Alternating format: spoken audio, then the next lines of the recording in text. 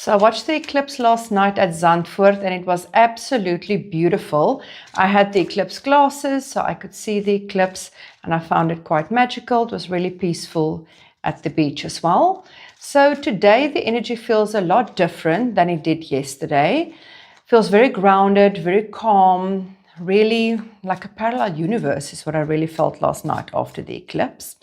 So I would like to ask the cards, please show me the energy of today. What shifted yesterday after the eclipse?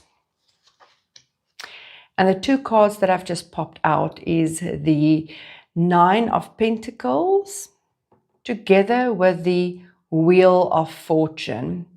So I feel this comes really in that we have to decide what we want our fortunes to be, how we want to continue living our lives and going forward.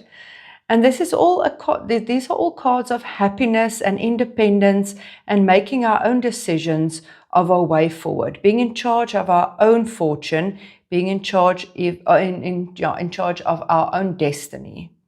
So that is really for me a nice combination, making the change from relying on others to being in charge of our own destiny.